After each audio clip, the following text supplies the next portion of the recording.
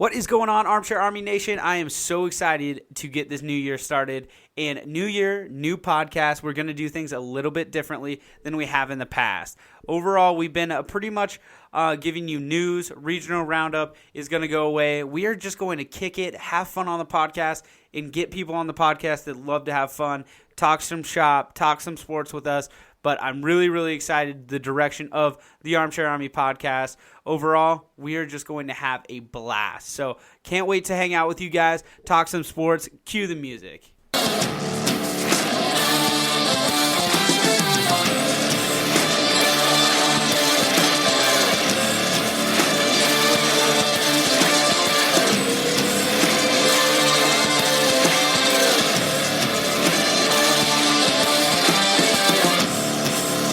It is currently January 5th, and Marvin Lewis still has a job. Holy shit.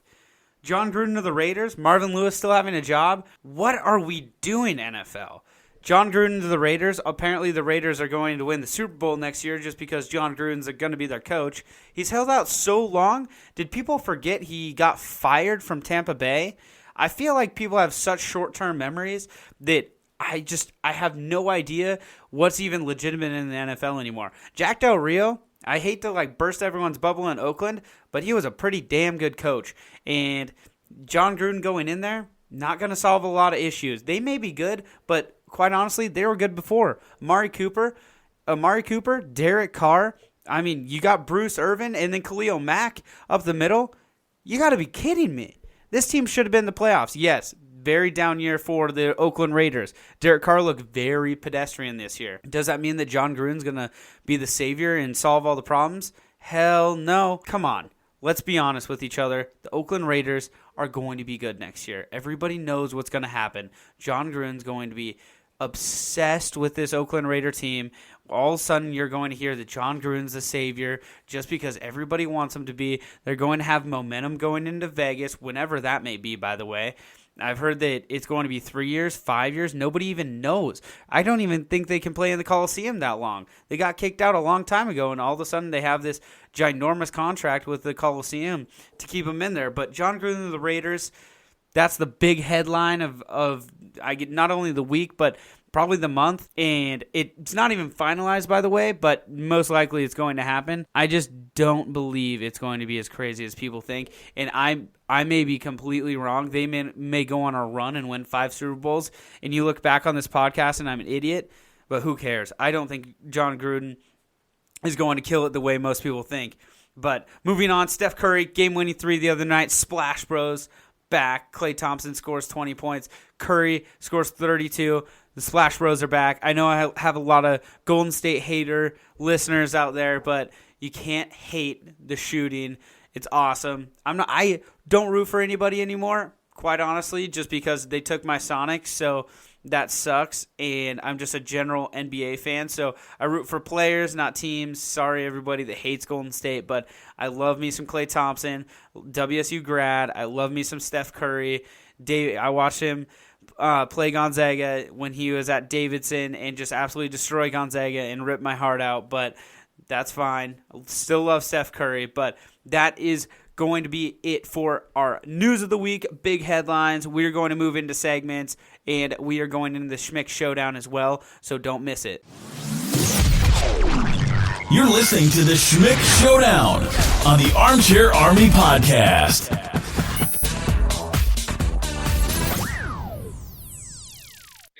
Congrats to the 2017 national champions, the University of Central Florida Knights. No, I don't know about that one, but Clayton, this bugs me, and I know Boise State they have their own thing where maybe they'll claim a national title, or actually we'll claim 2 national titles, but thanks. We're throwing banners up in our stadium already. I don't know about you, but this is literally the biggest load of shit I've ever seen. Just because you went undefeated doesn't mean you're national champions. I'm sorry, but there's other sports that people go undefeated all the time and don't make it to the championship. It's just how it is. Well, you know what's going to happen next year? Lane Kiffin's going to go undefeated, and they're going to host their own national championship parade. And Lane Kiffin's going to get a bonus of $500,000 just because they won the conference, whatever, Conference USA. I can't remember what the hell they're in. And then they're going to say, who's going to be good next year? Oh, we beat Georgia and went to the national, or we should have been in the national talk. So I don't know. I think it's a bunch of bull. Yeah, I don't know. Like, if it was Lane Kiffin, maybe I'd feel differently because I'm so pro Lane Kiffin. Like, if the Lane train was having a parade, I might think about going. Like, that would be freaking awesome. And UCF is having their parade in Disney World. Like, dude, come on. Like, you're coach anymore. Get over it. Yeah, and what I'm not understanding is, like, I think I watched something. I think it was Colin Cowherd, but he basically just said, like, you beat Auburn, okay, good for you. But the rest of your strength of schedule and just everything, you can't throw out the strength of schedule in the conference you play in. Because if you're going to look at what is the best team right now, and I still believe it, obviously Alabama is the best team. I think they're going to run train over Georgia. So and then like Baker Mayfield, they were fun to watch, but when you don't have a defense, you're not going to beat a team like Georgia. As much as I wish I would have saw Baker Mayfield in that national championship against Bo Scarborough, against Jalen Hurts and Calvin Ridley, that whole Bama team, they're just a train, and I think they're ready. And what a not even a fun like national championship, 3 versus a 4, and they're both SEC teams. Ugh, gross. I hate it so much just because it's so like everybody on Twitter hates SEC. So Twitter was so sad the other day watching 2 SEC teams win. And on top of it, having the man himself lose in overtime to freaking Georgia to a freshman. I was dying inside. I wanted Baker Mayfield to Heisman pose all over Alabama. Well, no, it wouldn't be the Heisman pose. It'd be the crotch grab or something like that. But yes, as nuts as he wants. Hell yeah, he can do whatever he wants in the NFL. I heard today that the Browns might take Saquon Barkley number 1 and Baker Mayfield number 4. Are you kidding me? How fun would that be? That would be fun, but the whole program. Tell me something bad about Baker Mayfield. I swear, dude. I'll just say one thing about. I think I just wish I found myself rooting so hard for Oklahoma to win that game, and then I did find myself rooting so hard for Alabama to beat Clemson, and I don't know why, because in my head I wanted Clemson to win, but then when I was watching the game, I was like, this just would not be a fun championship if you had a Clemson versus a Georgia team. So I guess I'm glad Bama's in it. But then again, that starts the whole, well, Ohio State should have been in. No, Ohio State was not that great of a team. I think like a USC team. No, USC. Ohio State lost to Iowa, correct? Yeah. Oh, yes. And then, pass. Yeah, no, pass. And then USC, I mean, just got demolished by Notre Dame, and of course they lost to the Cougs. I'm trying to think of the Huskies. I'd get them out of here. I'm not even worried about them. Penn State. And talk about a Pac-12 like Schmick Showdown here. What is wrong with the Pac-12? Come on. I think I saw it coming. I never said it. I might want to look at my the recordings of my shows on the KUGR stuff, but I'm pretty sure I said that the Pac-12 is extremely down this year, and I think that really proved it when the Cougs beat USC, and everyone was like, USC is going to be in the championship. No way. I still think the best team in the Pac-12 was the Huskies, and that's the one time I'll ever say I'll give credit to the Huskies. I do think that they were the best team in the Pac-12 this year, and how screwed up is it that neither WSU nor UW went to the Pac-12 championship, and it was Stanford versus a terrible USC team. Both those teams were just awful. I don't know. It made no sense to me. I don't even. How do I say this nicely to the Pac-12? You let me all down. Come on. I was literally such a Pac-12 homer, and then I just get pooped on come bowl season. All these SEC teams are doing well, and I see the Pac-12.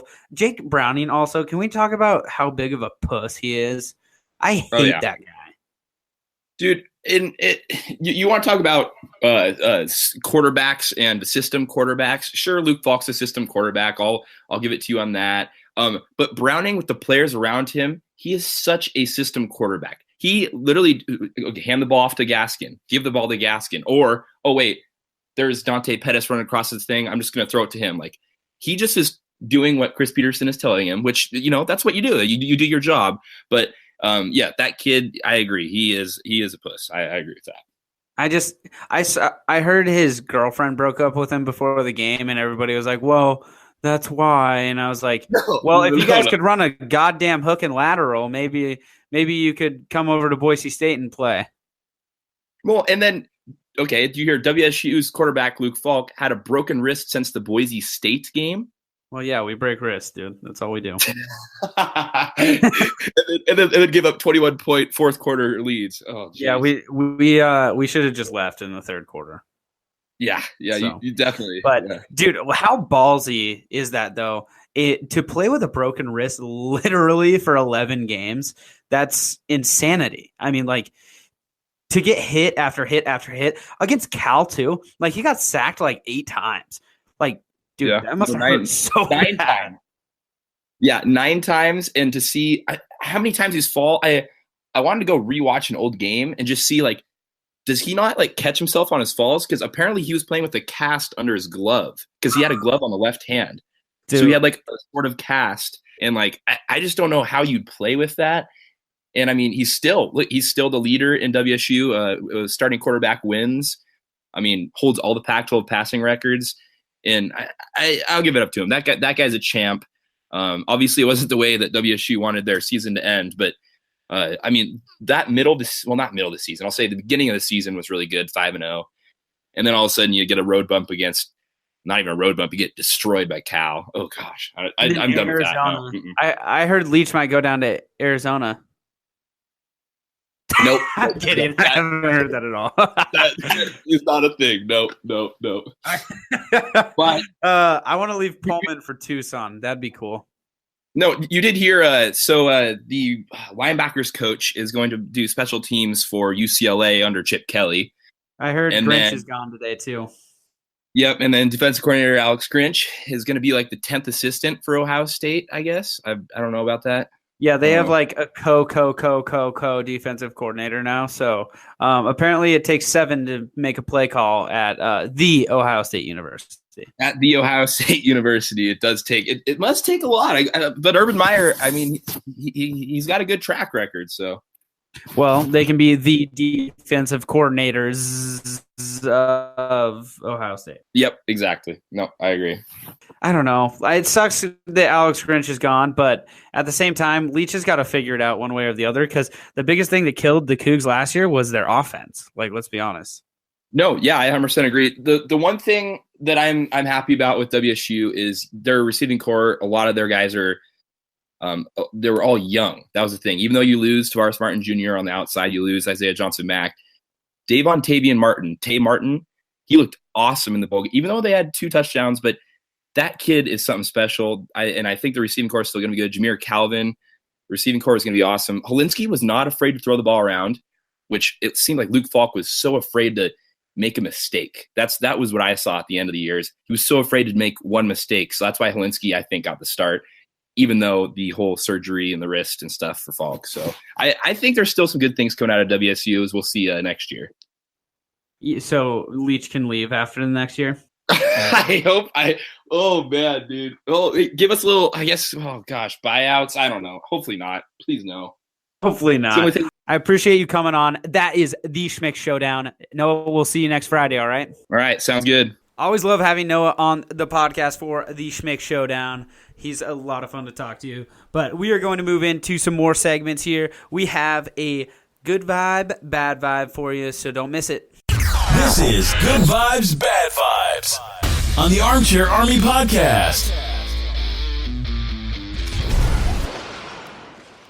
All right, for my good vibe this week, I think he's been my good vibe for like 6 out of I've had 24 podcasts here at the Armchair Army podcast, and I'm pretty sure he's my good vibe, like 12 of them. But Baker Mayfield, he is my good vibe. He helped us draft stock. He almost won against Georgia in the semifinal game for the college football playoff.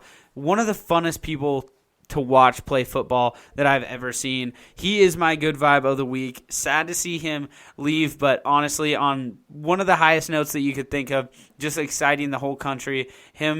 Just watching him in general is just so much fun. And talking to Noah about him almost going in the top 5 with him and Saquon Barkley going to the Browns sounds like a hell of a lot of fun. But going to my bad vibe, an all SEC championship. You guys know here at the Armchair Army podcast, we are Northwest based, so seeing an SEC championship bores us to death. And to make matters worse, Alabama is going into their 3rd straight championship game. And I don't even know if you could say that anybody's excited for it because everybody hates the SEC at this point. They get so much love that it's just so boring to watch. So, bad vibe, all SEC championship. Good vibe. We're going to end on the high note. Baker Mayfield. Can't wait to watch him in the NFL and see how he does there. But we have Chair Talk next. You are not going to want to miss Chair Talk, so stay tuned. Chair Talk!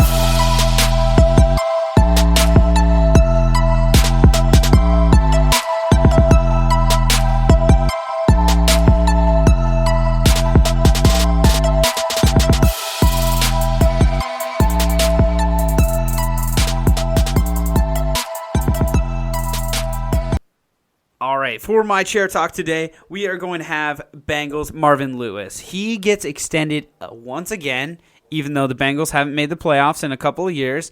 And even when they have made the playoffs, they haven't made it past the AFC divisional round. So I don't know what the Bengals really are looking at with Marvin Lewis. Kind of confused. A lot of confused. Andy Dalton's still their quarterback. Marvin Lewis is never going to get rid of them. So he is in the chair. He's actually, I don't know whether it's the Bengals or him for hanging on, but I just don't see it. Does if anybody out there sees the Bengals on the up and up, please let me know and get back to me. But Marvin Lewis, again, he gets an extension. He's in the chair. The Bengals are in the chair. I have no idea what they're doing with the direction of their football team or where they're going with it. But that is actually going to be it for all of these segments tonight for January 5th. I'm so excited to bring back 2 episodes a week. We will have the next episode on Tuesday, and we are still trying to figure out a guest for Tuesday, but I can tell you it's going to be a lot of fun with a little national championship reaction. And then Chris and Matt from the Chris and Matt podcast, they are located in Alabama. They are going to come on in a couple of weeks just to talk about reaction, whether Alabama wins or loses. So I'm excited for that.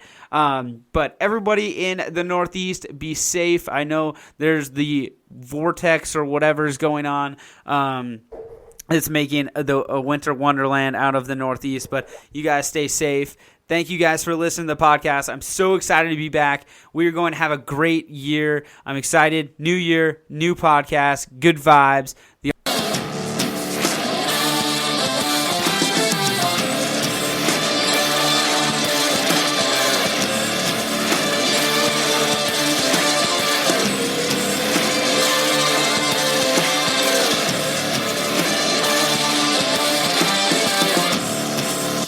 Armchair Army podcast. Thanks for listening.